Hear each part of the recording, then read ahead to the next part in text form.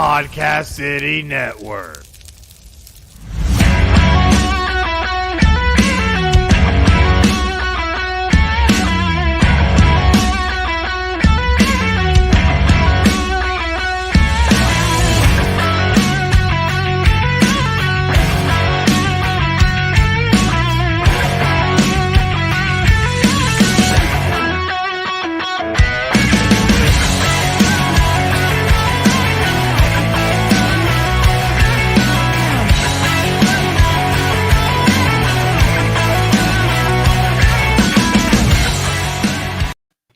What is up, beautiful people? Welcome to episode 167 of the Nest Podcast. I'm your boy, Brandon Brewer. The Zach Bill is joining me tonight. What is up, Zach? How are you?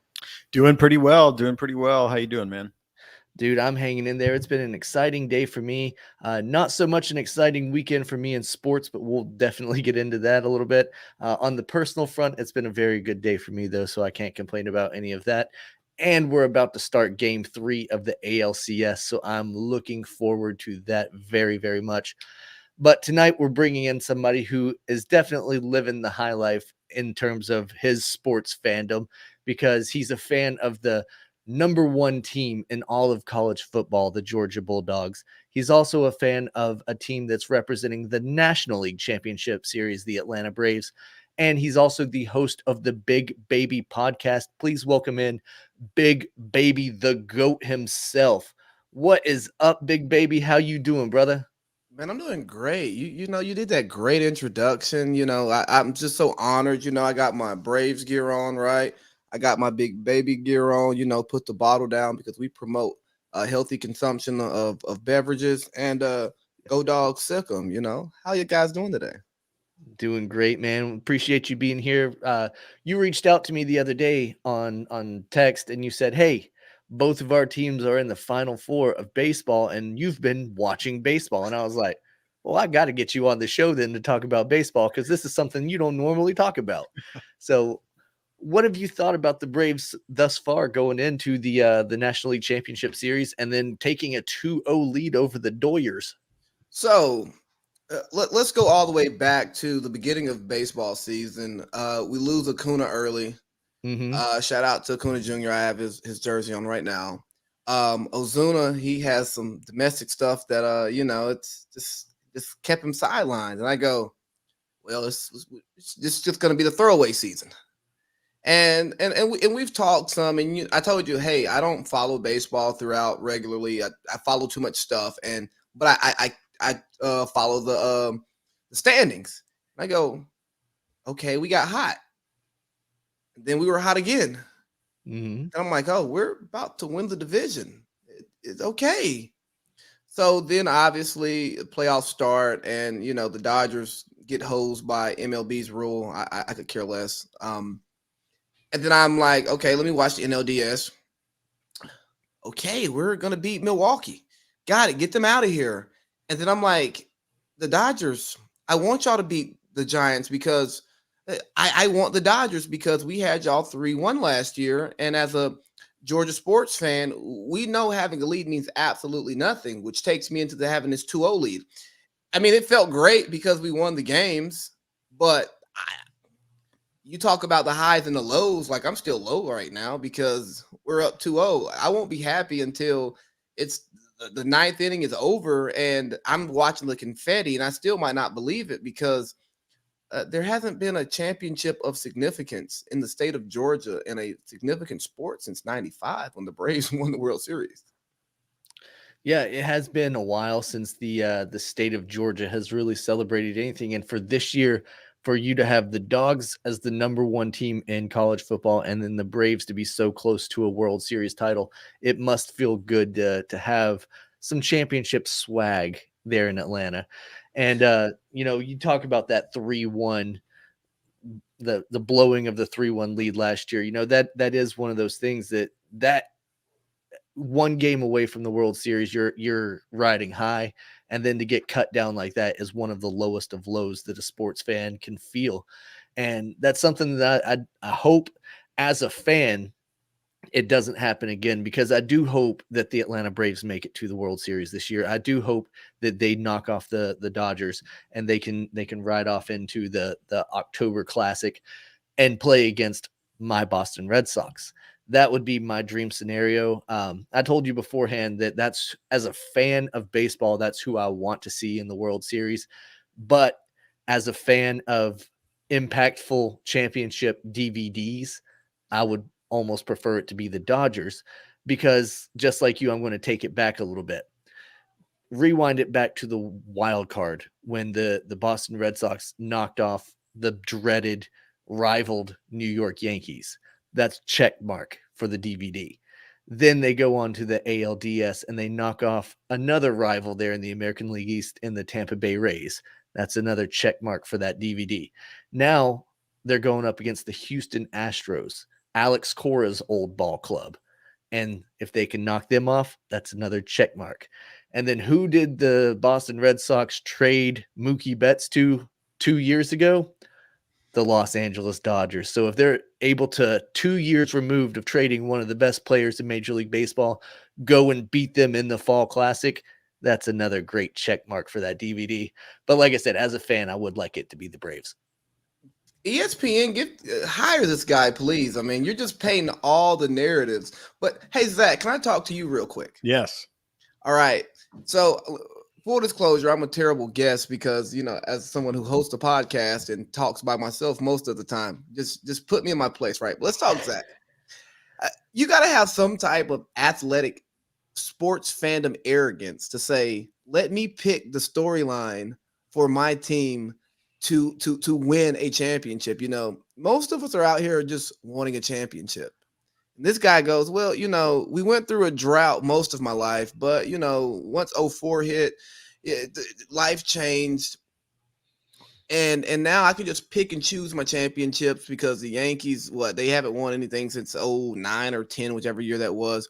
We've won like 4 since we broke the curse. That was 07, wasn't it? Not 04, but whatever. And now let me just pick the narrative of how we win. Oh yeah, I'm a Patriots fan too, and we've won all of these. So like the narrative of the championship matters now way more than the championship itself, because I'm just overloaded with championships. Yeah, you're 100% right. You talk about lows, though. You mentioned the Patriots. That's kind of a sore spot for me right now, because that is a team that is not riding a high. It shouldn't be, though. I was watching the game yesterday, and I looked at the talent in New England. I looked at the talent in Dallas. I looked at the box score. Mike McCarthy should be fired. But the way Belichick and Josh McDaniels coached every ounce. Can I curse here? Yep. Sure. Okay. They coached the shit out of those sorry ass players by NFL standards. And I go, Bill can just coach. Josh can just coach. They just need to get somebody in there to bring in talent, and Bill should just stop messing with personnel, and then they'll be back to where they need to be. Yeah, I think that's a great point. My big thing with the Patriots is I'm, number one, shocked that Mac Jones is doing this well. And number two, it kind of sucks that they picked up the pieces that they did and it's not necessarily working. I kind of wish they would have gone a little bit bigger. They did have a lot of cap space to play with.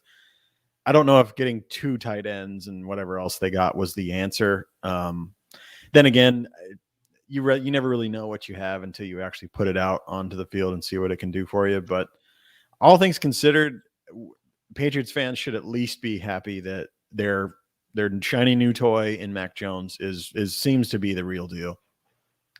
Yeah, no, absolutely. Mac Jones has lived up to the hype, more so than any of the other rookie quarterbacks, in my opinion. But it is one of those things where there are missing pieces. There are major holes. The trade of Sonny Michel before the season, that's proven to be something that may have hurt the team more than it helped, because there is a major gap in the running back position. Damian Harris can only do so much, and he gets banged up every single game. He's had a little bit of an issue fumbling the football.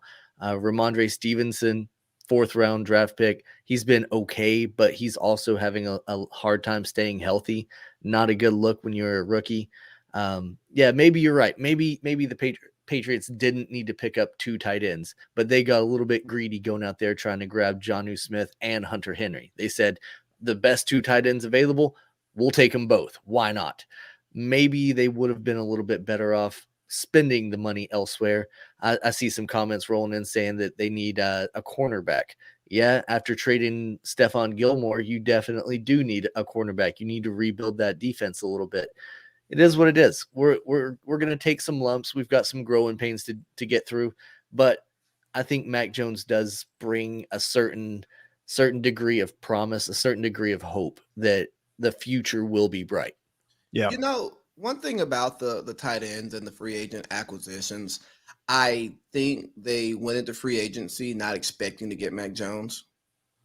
And they were building a team that would complement Cam because, you know, Cam at his best worked the tight ends. And because Cam's going to play in between the hashes. He's going to run the ball. Y'all would have been y'all run the ball well, but y'all would have been a more run dominant team, I think, instead of spreading it out more, which makes Mac comfortable. So Bill Belichick can get 2 or 3 years to make something happen, unlike anybody else. I believe we can give him the benefit of the doubt. So I think they built a team for Cam, and then once Mac became a reality, they go, well, this is the future. Let's take Mac now, and we'll use the roster that we have, and then we'll prepare a roster for Mac in the coming years.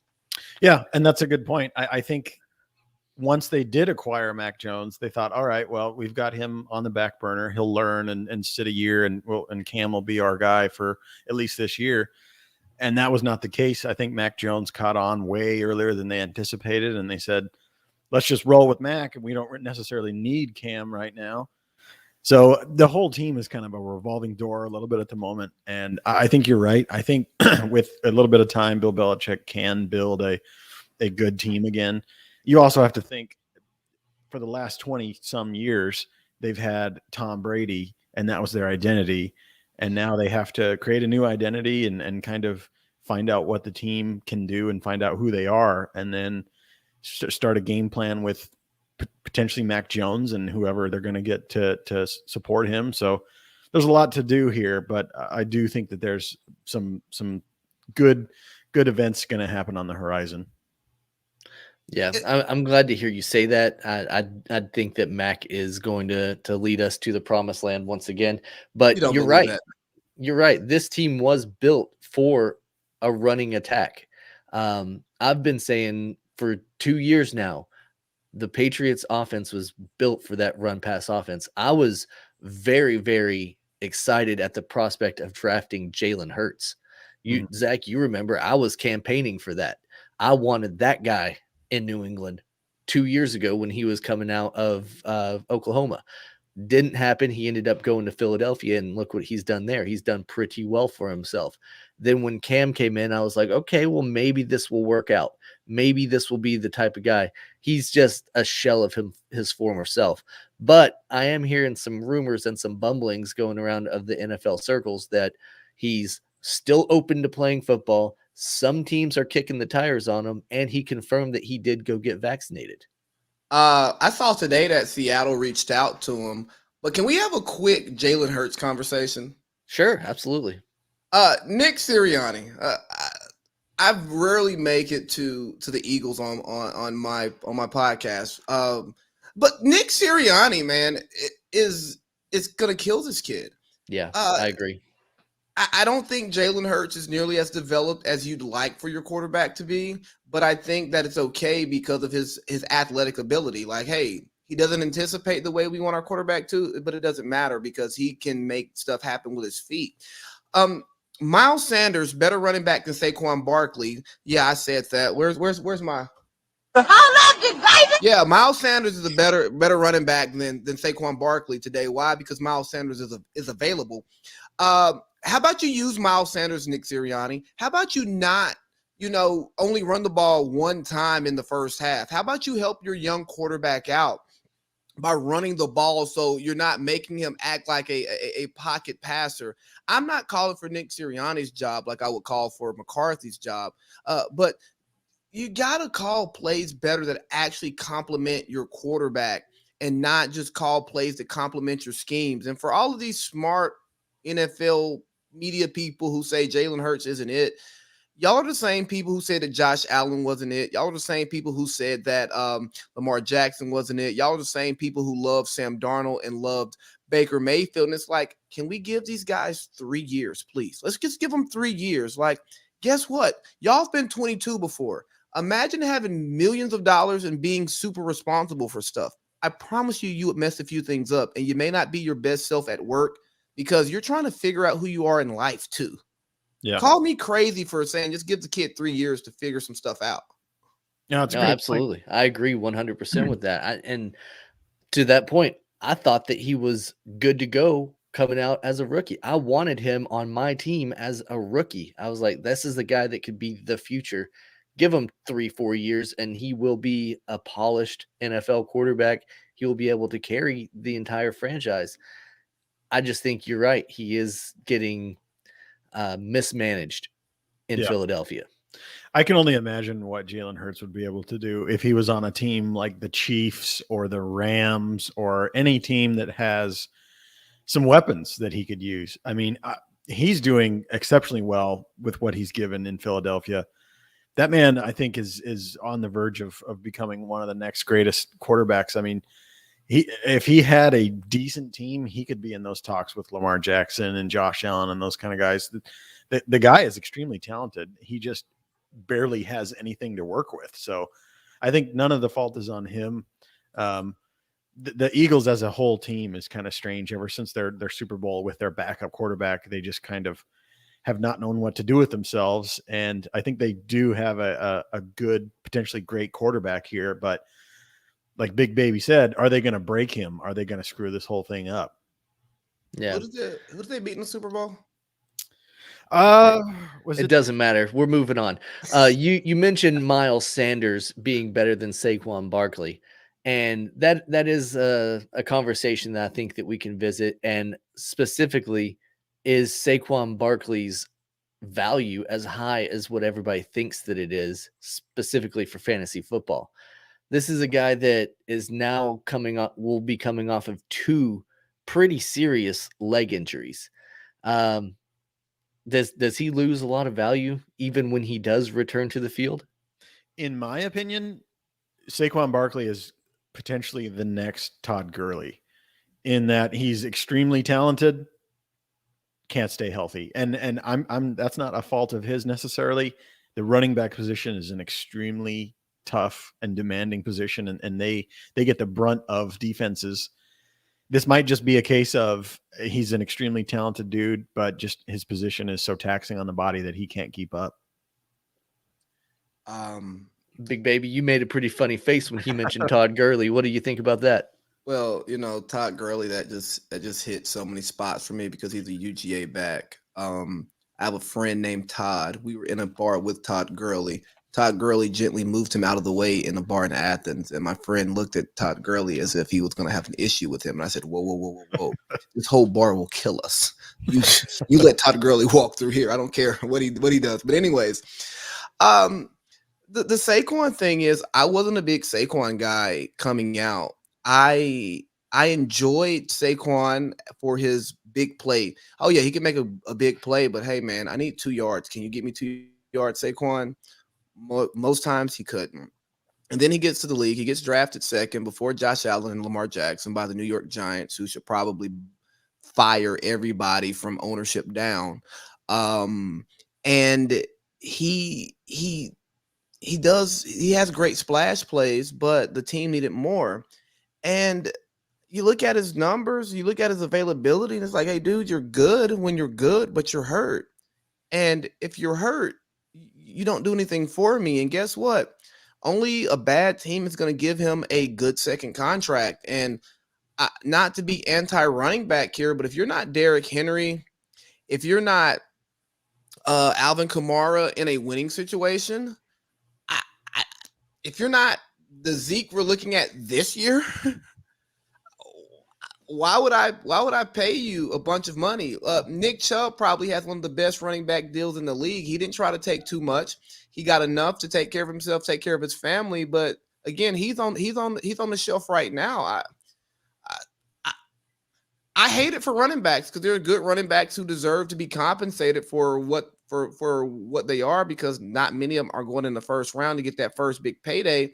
But if I'm building a team, I'm not talking about myself as a fan. But if I'm building a team or as a Falcons fan, I don't want to pay big money for running back. I'm not going to pay big money for running back. Yep. I mean, to your point, look down the injury report of the NFL and just look at all the marquee running backs that are on the shelf. Saquon Barkley, Nick Chubb, you mentioned, CMC, Clyde Edwards-Helaire. Now we got Kareem Hunt on that list as well. The Ravens, just ask them about running back problems. It seems. Look who they're playing. Look who is scoring touchdowns for them. We kicked Devontae Freeman out of Atlanta for a good reason years ago. Le'Veon Bell went from arguably the best running back in the league to man, what happened to Le'Veon? They're scoring touchdowns this year. Latavius Murray also getting in the end zone with them. Crazy. You can just find cheap labor. And hey, sorry for those of you who believe in making everybody rich. If I can find cheap labor instead of expensive labor, and I'm getting 80 to 90% of what I want, I'm going cheap labor every time because I can make it up in other places. Yeah, I completely agree with that. I think the market and the way that running backs lifespan works, if I were a owner and I wanted to build a team, I'm not spending the money to buy a Ferrari running back. I'm going to go and get a Toyota Camry running back, and it's going to save me money, and he's going to be serviceable and do his job. And I don't need to spend X amount of dollars for him to get hurt and be out for a season with an ACL tear and then all that kind of stuff. It seems to me that like the Alvin Kamaras of the world that can do a little bit more than just run. He's a threat in the passing game. Those are the guys that I would spend a little bit more money on than just a Saquon Barkley or a guy like that can just do one thing, sometimes spectacularly, but at the same time, he's almost a liability now because of the injuries. And I think that's the case for a lot of running backs. They eventually become a liability because the position is so tough. That's what I was going to say, Zach. Instead of just a Toyota Camry who's going to be a beater that's in your backfield, I want a sports utility vehicle, somebody who can go out of the backfield and catch the ball, somebody like a Kamara, somebody like an Austin Eckler, even Christian McCaffrey, who's kind of made that his thing, is catching the ball out of the backfield. Those are the type of running backs that I see in the future that are going to be the studs that have the biggest value. Can they be a receiver and a running back? And you can even find those guys for cheap. Just ask the Atlanta Falcons with Cordarrelle Patterson. Bro, so I've watched every Falcons game, obviously, and I've been to both home games. And I watch what he's doing, and I'm like, has he been underutilized his entire NFL career? I mean, because he's still returning kicks. He's lining up in the backfield. He's catching passes. But when we played against the Washington football team in the fight in Taylor Heineke, somehow we blew that game, being up by 8 with like 2 minutes left in Falcons fashion.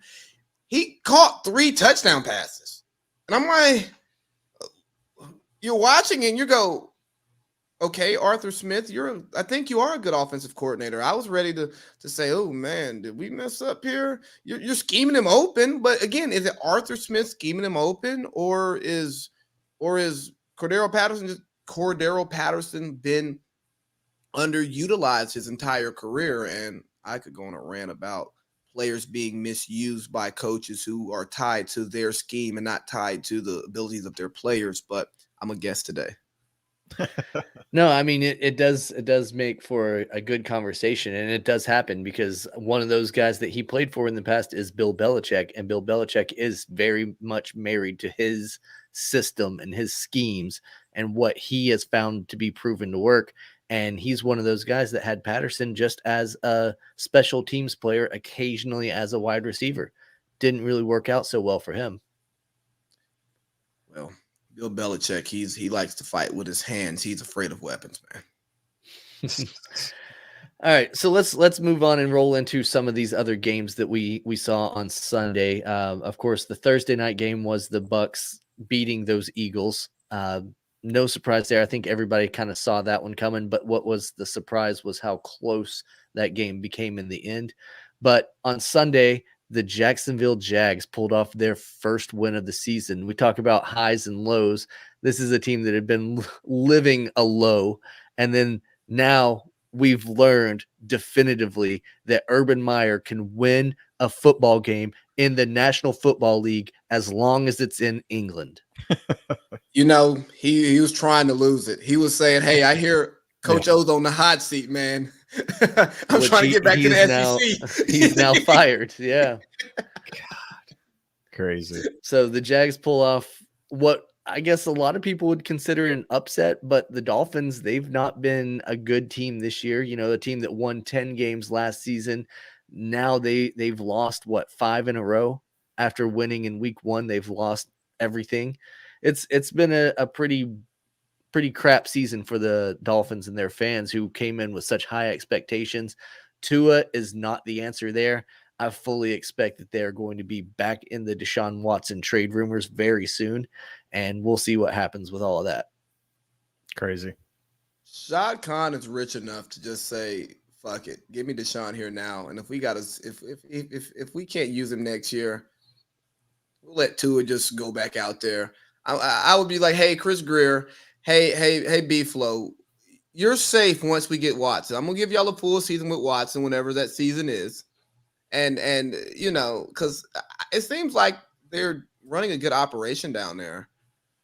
Yes, they were. I won't say they're the worst coached team in the NFL. They were poorly coached yesterday, though. I mean, to get out coached by Urban Meyer in the NFL is bad. But again, Dallas is up there with worst head coach teams in the NFL because Mike McCarthy sucks. Yeah, no, I agree. I agree with you. Even though they have a winning record in Dallas, I don't think that he's going to be a long-term head coach there. The only thing that might save his job is if by some way, in spite of himself, they win the Super Bowl. A team that will be trying to stand in their way of that Super Bowl is the Green Bay Packers. And Aaron Rodgers, who apparently owns the Chicago Bears and the entire fan base and the entire city of Chicago. I see you guys laughing, so I'm sure you heard and saw him get in that little verbal altercation with the fans there in Chicago. I love it. That is great for football. And I saw some people on Twitter saying, like, how come he's not getting flagged for taunting? How come that's not a penalty or whatever? He's talking to the fans. He's not talking to players. You trying to come in there and say the league needs to defend the fans when they can sit there and flip him the bird, tell him, you know, all the things that they think that he is? Nah, he's just responding. He's being passionate. That's what NFL fans want to see out of these players. They want to see this passion. He gave them the biggest discount double check belt sign that I think I've ever seen him. He dropped down to a knee with it. Told him that he owns them. Yeah. To his credit, great. He is 25 and 5 against the Bears in his career, or whatever it is. So he does own them. No, yeah, that was great. I loved every minute of that. I think just like you said, the NFL needs stuff like this, and especially for a team that's supposed to have a rivalry, which, let's be honest, that's been pretty one-sided for quite some time now. It's nice to have a little bit of passion in those games, and I think especially coming from Aaron Rodgers, it's nice to see him kind of have some emotion and some passion in those games, because at the beginning of the season, everyone thought that he's just kind of, you know, waiting around till he gets to his next destination, and he doesn't really care about the Green Bay Packers as a whole anymore. And that might still be true, but to see him this passionate and this excited about beating teams that he's been beating for years is pretty awesome. And I think the NFL needs much more of that. This is what it gets people excited. These are the clips that go viral on the internet. This is what people tune in for. You know, obviously we tune in for the game, but I think we tune in for those little moments that people can remember for quite a while, just as much as we do for the touchdowns and the wins. You know, Aaron Rodgers is just in a lose-lose situation no matter what he does. He gets killed for being aloof and just Aaron, just carefree Aaron, right, for years. Then he has the bad game. He goes off and hangs out with his Hollywood friends in Maui all summer. And who cares? And then he plays great. He's passionate. He's doing the stuff that football players do. One of the things that we love about Tom Brady is the LFG before the games when he's running down there, Psycho Tom. And we get to see that side of Aaron, something that we really haven't seen. And now it's a problem. It's like, hey, man, he cares. Even if he doesn't care about the franchise itself, he always said he had no issues with his teammates. He obviously wants to win because he wouldn't be upset with the franchise if he felt like they were setting him up to win. And I don't know about y'all, but you can go to work and hate your job and hate your boss, but still want to do a good job because you care about the product that you're presenting. And that's Aaron Rodgers. I just think there are a lot of people who don't really understand that. They think you have to like your job to do a good job. And it's like, no, man, I've hated my job before. And I still try to do good work because I care about my professional resume. I care about my professional, whatever word I'm looking for, what people think about me, So Sure. it's the same thing, man. Yeah. No, I agree 100%. And, that the whole offseason saga with the Green Bay Packers, those fans, they were living the low life. But now seeing that their team is on the field, they're performing well, they're 5-1, they're going out there, they're having fun, it looks like. That's a team that could be living the high life come the end of the season. And I see that Jared is saying that he picked them to win the Super Bowl this year, and he's sticking with that pick. So that is a team that will be around come January and maybe even into February. So you want to keep an eye on that. Keep an eye on what they're doing. Another set of teams that played this past week that I think a lot of people had penciled in for playoff spots for sure were the Ravens and the Chargers.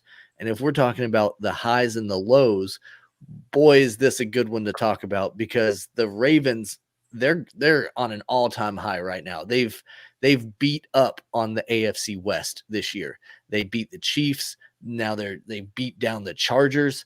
They're dominating it. They're first place in the AFC North. But where do the Chargers go from here? This was a loss in which they got ragdolled from the opening kickoff to the very end of the game. And with a young quarterback, with injuries looming, Mike Williams is injured and stuff like that, where does this team really go from here?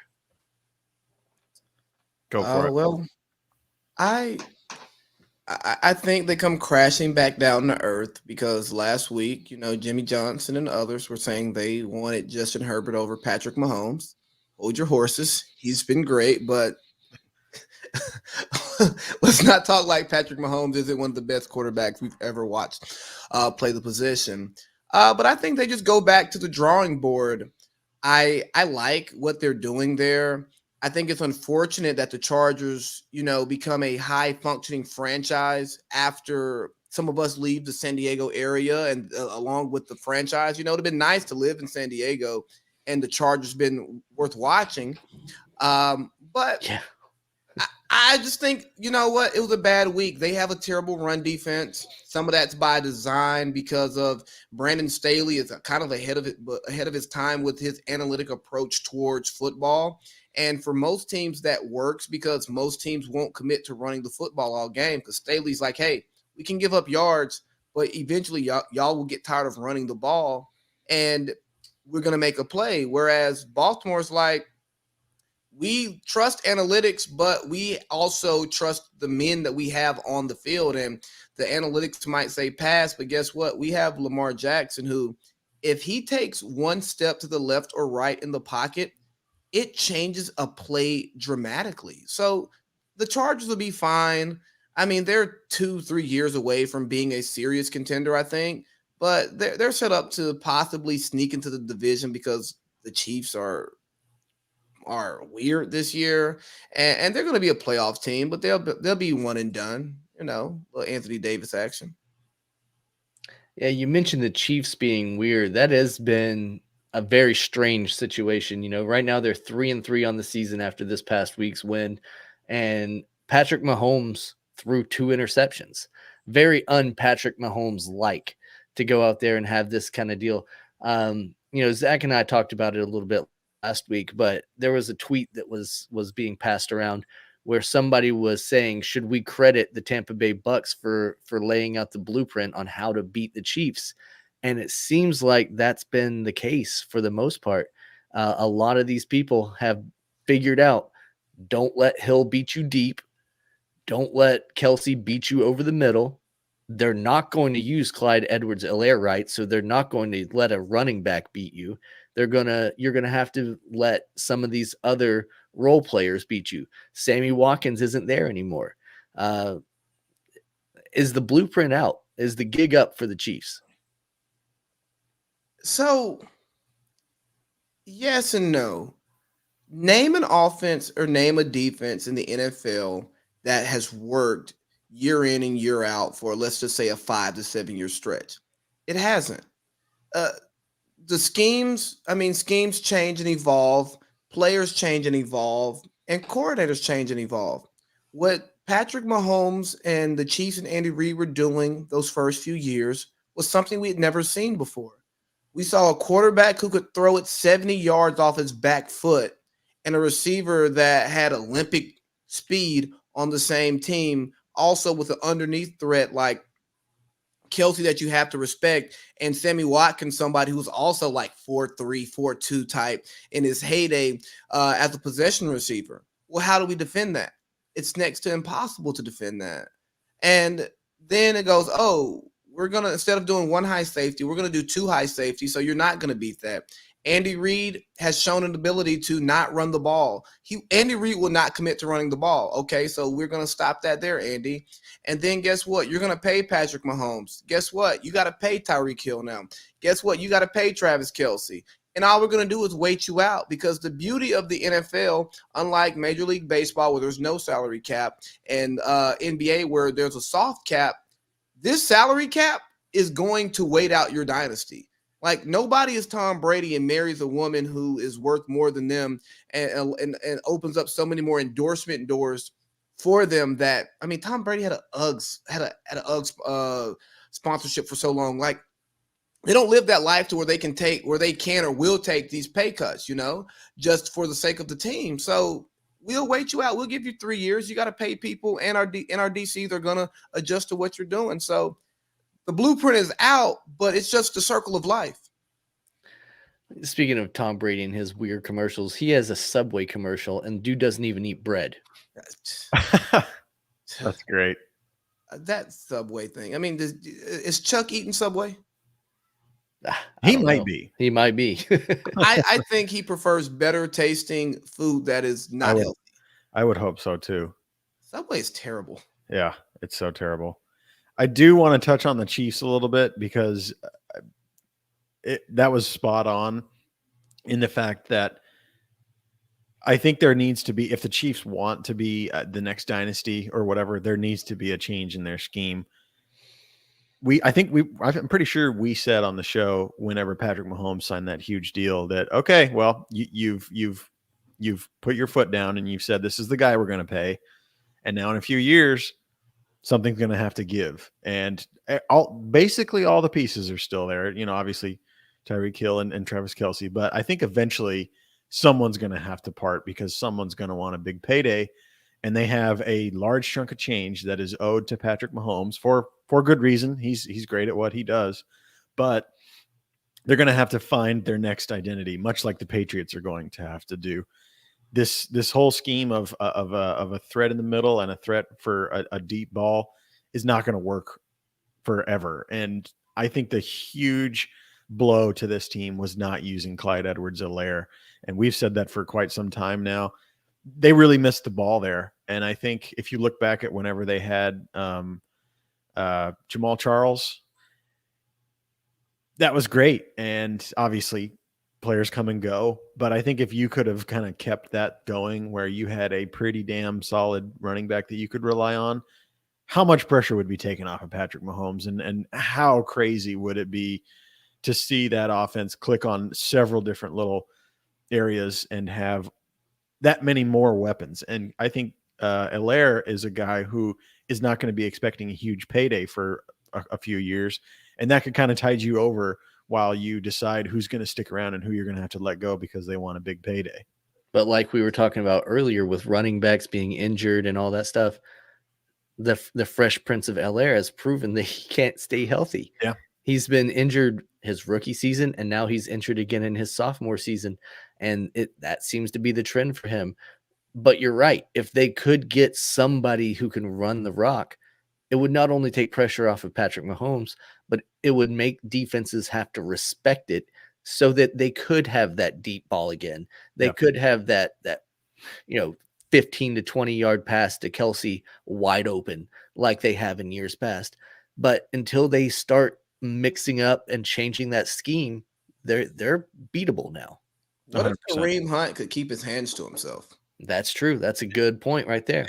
If he could have stayed on that team, they would have been an unstoppable force. But I mean, that situation is what it is. I think the play now for defenses against the Chiefs is to basically stuff one of their weapons. You either double team Tyreek Hill, double team Travis Kelce, and you make Patrick Mahomes throw to Hardman, throw to whoever else. And sometimes they can do it. I mean, they're not a terrible team, but I do not think that they're the next dynasty yet. I mean, they have a good team, but it kind of seems like they're not just completely dominating like everyone thought they were going to for years on end. There's no next dynasty. The football dynasties, I mean, the Patriots spoiled people by thinking that this whole dynasty thing is something that just, oh, you win a Super Bowl and you dominated for a year, you're a dynasty. Yeah, it happens. But I mean, think about the football dynasties throughout history. Big Baby, I think you hit the nail on the head with the Patriots dynasty, though. Tom Brady was taking pay cuts so that other players on that team could get paid. Now, I get it. Not everyone's going to marry a supermodel that makes $100 million a year. That has a lot to do with why he was able to take less money than a lot of these other players are willing to take. But the fact that he was saying, all right, hey, spread the money around, get me talent. That's what led to a lot of these other players coming to New England and getting paid.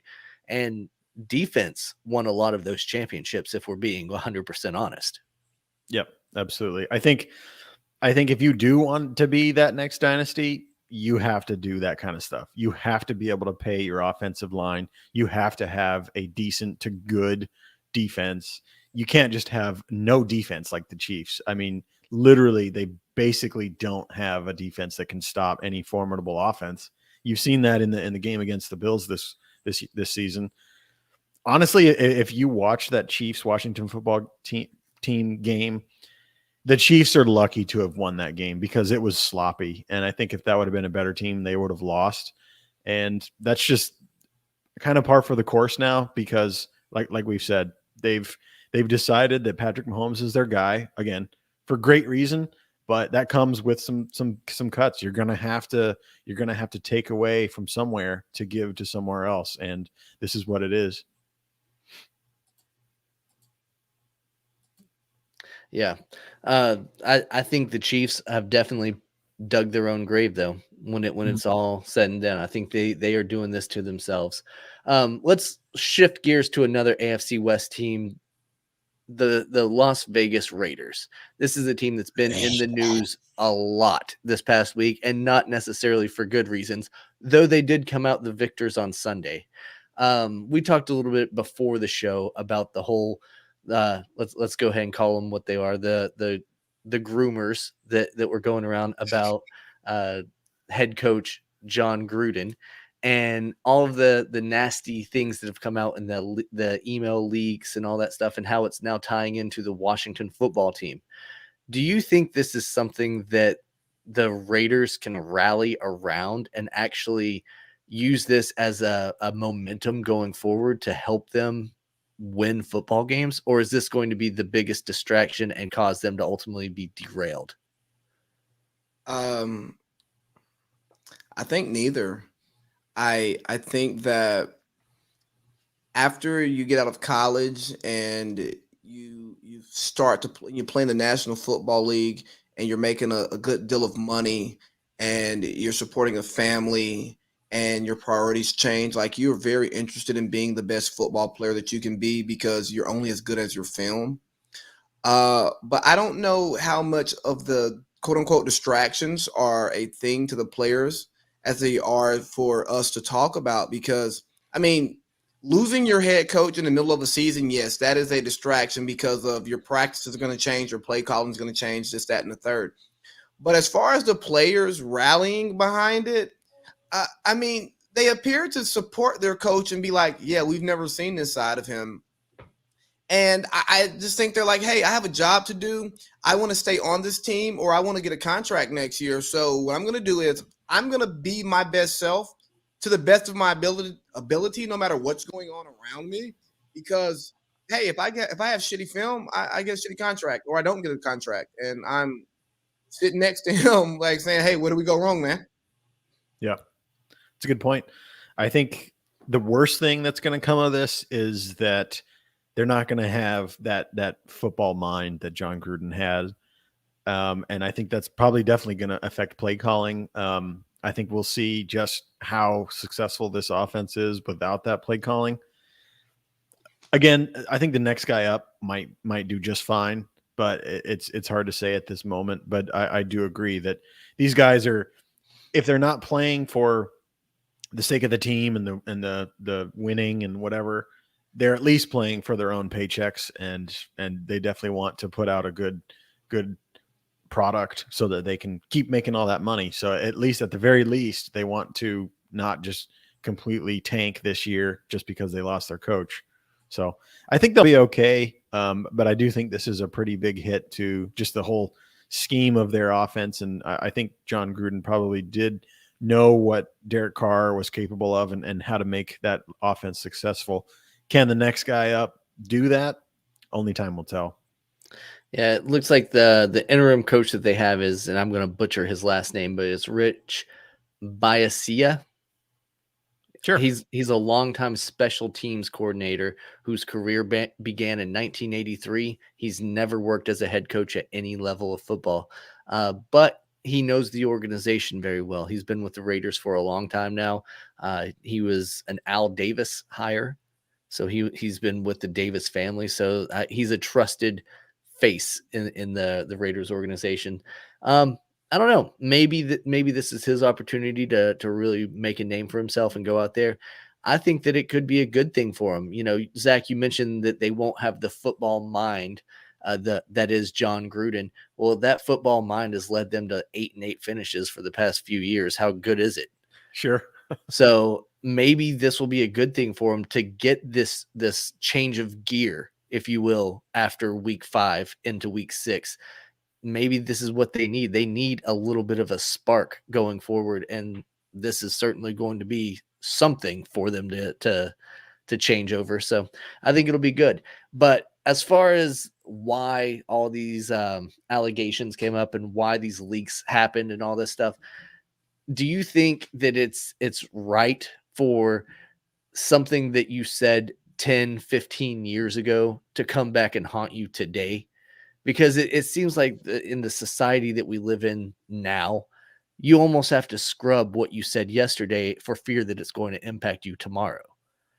And while a lot of the things that he said and a lot of the things that are written and that is coming out about this, it is egregious for a man in that position to be engaging in this kind of conversation. But should it really make that much of an impact?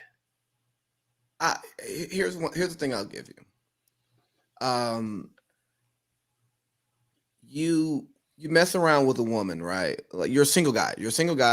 You have history with a woman, right? Then you're years removed from that woman. You all don't communicate anymore. I mean, if you see her, you wave. It's cordial. Like she started her family over there, and then you begin to start your own thing with your significant other now, right? If your current significant other knows about y'all's history, even though it happened before the relationship started, how is she likely going to respond to that human being? Probably not well. Yeah, that's a good point. She's going to have like that. Well, is there still anything lingering? What's exactly going on? Yeah. So even though it shouldn't matter because it happened, it's over, and we've healed from that. And I'm going to say that John Gruden healed from that for the sake of this conversation, right? He's learned the error in his ways. I'm sure that we've all said some things that we wouldn't say today. I also think that in these conversations, if we're going to go really deep in it, don't judge me for how I spoke in 2013 and 2021, because guess what? Our society has changed tremendously in the past 8 years, to where there are views that I feel like we all carried that we now go, oh, wow, I was terrible. I shouldn't have thought that way. I shouldn't have spoken that way. And it's unfortunate that this happens in the public, because it becomes a PR nightmare. And then you have to get fired because of the PR. And then with Carl Nassib being on the team and his use of the F word, it's like, well, it's not going to sit good with the first openly gay player in the league. But the crazy thing is, and I see it in the comments about Gruden being the only person that has questionable character, obviously not. But I saw something today that said that there were no other comment or no other emails in the whole 650,000 thread that had that kind of language. So I'm like, well, who's doing the hit job on Gruden? I mean, who did he piss off? Like, I understand that you calling out the commissioner may not sit well while you're at ESPN, and if you watch Monday Night Football after like 2015ish or so, when another Patriots fan, Bill Simmons, called out Roger Goodell, they got shitty Monday night games for a long time. The Monday night games just became decent in the last year or so. So I'm just like, yo, Gruden, who did you piss off? Because the hit job is on you. They're getting you up out of here, because I promise you, there are more emails that are like that, because you just look at the demographic of ownership. You look at the demographic of management. You look at the demographic of players. Like, hey, it's just locker room talk. We make that joke that it's locker room talk, because there's a conversation that the three of us will have if we were sitting in person that's different than the conversation we'd even have if we weren't live, right? There's a conversation that we'll have live that we won't have that's more filtered than the conversation that we'll have behind closed doors. And guess what? Unpopular opinion, and it's gonna sound even worse because I'm black. You can use derogatory terms and not necessarily hate the people that you're talking about. Like, there are things that you can say, and again, I will stand on this by myself. I'm not asking y'all to stand on it. It's that you can use words that may not be the nicest words towards people, and it's just the way you're talking amongst your friends, but that has nothing to do with your treatment towards those individuals when you're actually interacting with them. Just throwing it out there. I'm not saying that's John Gruden, but again, if I'm Mark Davis, I gotta let him go, because I care about my endorsement money. I need my money. Sorry, dog, you gotta go. No, and that's a good point. And just a caveat off that, like when you're with your boys and you're hanging out, and say you've not been putting the bottle down and you've been indulging a little bit, and you guys are doing some silly stuff. One of the things that guys will say to each other is like, man, why are you being so retarded? It's not like you're making fun of somebody that's mentally challenged or mentally handicapped, and you're not going to go up to somebody that is autistic and say anything derogatory to them. You're just saying it in the moment to your friend who dropped his beer and it shattered all over your garage. Yep. That I think that's what you're trying to get at with that. Exactly. Yeah, that makes sense. I think the big thing about Gruden is, if you're going to go back to 2010, 2011, whatever it was, and kind of, frame him as whatever they framed him as for those things that he said back then you would think there'd be a track record of he's been saying this stuff years on end, and now we have enough ammo to finally build a case against him and fire him. I think if he had one string of emails that said this stuff, that's one thing. But it was over 5 years though. Like, I think the last one was like to 2018. And that's what's strange to me is the whole, and I think that's just part of the culture now is going back however far you can go back and trying to pin somebody for whatever they said back then. And like we said, the stuff he said is egregious and it has no place in any form. But where does the line draw? Where does someone say something that they shouldn't have and they regret it, and they've become a better person and they can move on from that and not speak that way? Where does it all stop? Because like Big Baby said, there are things that almost everyone has said that they shouldn't have, that they regret, that they've grown from, and they don't speak that way anymore. You can't just fire every single person that said something egregious unless you're doing it immediately. I think the whole going back however far and firing people for stuff that they've said so long ago is just a strange move. If John Gruden sent an email like one that he sent 10 years ago last week, then that's a totally different conversation. But it's a strange move that they've made by, like we said, digging up all this stuff and only pinning him. It's a fucking strange move. He pissed someone off, but I'll tell you the thing that bothered me most out of anything in the emails, and Gruden's catching flack for it more so than the old GM or president of the Washington football team is. The topless photos of the cheerleaders. For one, I don't know how the hell you have a topless photo shoot for the Washington football team cheerleaders, right? There is nothing like what, how are you going to publish that? You're not going to put that on the team calendar. And then you're sharing the nudes with some other people or the topless photos. Like, you guys are some creeps. And hey, idiot, don't use your work email. Don't use your work phone to do stuff like that. Don't do stuff on the work server that you're worried about.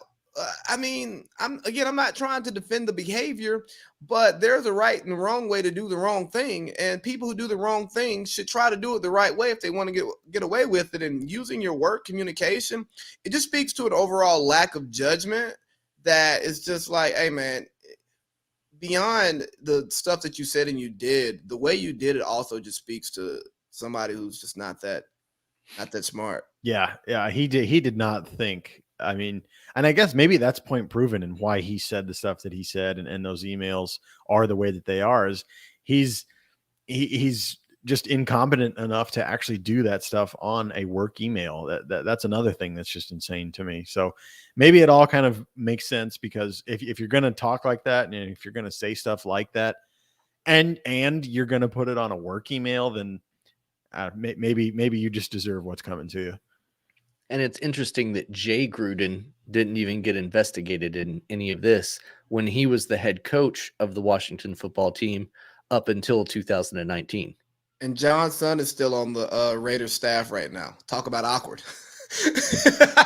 Another awkward thing is I know John Gruden just had a $4.3 million home built there in Las Vegas. Guess who his next door neighbor is? Derek Carr. Jeez. Well, Carr said he loved him, so that's true. But I mean, now it's going to be like, hey, John, former coach. Yeah, it's going to be a wild one. We'll see what happens with that. It is going to be, a lot of more information coming out over the coming weeks and months. So it's something that we will try to keep spun up on and educate ourselves and educate our listeners to what's going on. Big Baby, I appreciate you being on here tonight. I've had a blast. This hour has flown by, but I've got to go because it's almost time for baseball. So do you want to plug your show and let us know where we can find the Big Baby podcast? Yeah, absolutely, man. You can look me up, Big Baby's podcast on all streaming platforms, Spotify, Apple Podcasts. You can go to my website and get it directly from there, bigbabythegoat.com. You can follow me on Instagram at FreeBigBabyTheGoat, FreeBigBabyTheGoat, Free Big Baby the Goat. And thanks for the opportunity, guys. I love being here. We'll link up again, on my pod. Probably if we get this Braves Boston World Series, definitely gonna have you guys come on and talk some trash with me and my guy Parlay Pete. And hey, we've been giving out bets every Thursday, man. We're giving out bets. Parlay Pete 6-pack. We've been doing all right, man. We've been doing all right. So I'll keep dropping those in the Sportzilla group. They're on my Instagram. They're on my YouTube channel. They're everywhere I am. So trying to make you guys some money, dog. That's what's up. And Jared Sneed is the host of the Sportzilla podcast, and that's something that I know he and his co-host have discussed, is getting the bets and stuff like that. So maybe offline we can all link up and get some other cross promotion going for that. All about it. Tonight we have Bills and Titans. Who you guys got for Monday Night Football? Bills by at least 10 points. I think the spread's 7.5 for this one. 7.5. Let me go Titans to cover that 7.5. Ooh, okay. All right. I do have the Bills winning, but if D-Hen can get off, then that might be an interesting game. And I've got Red Sox going in at home against the Houston Astros. I've got to have them win 2 out of the next 3. That's what I'm calling. 2 out of the next 3. Go back and win it in Houston for Game 6. And Rally Cups. Let's go. Let's go. Chop on, baby. Thanks, guys. We out.